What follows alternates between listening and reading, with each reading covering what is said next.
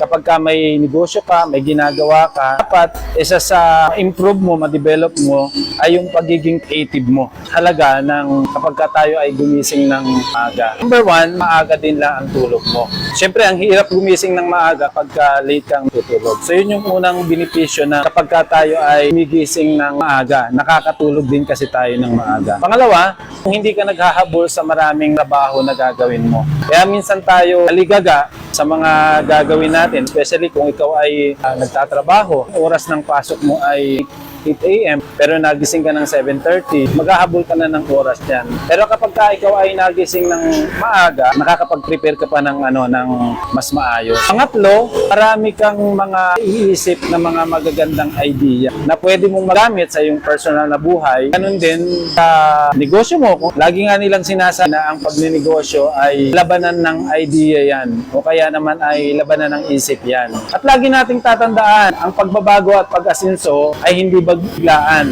kundi isang proseso. Kaya para sa ating lahat, become better every day.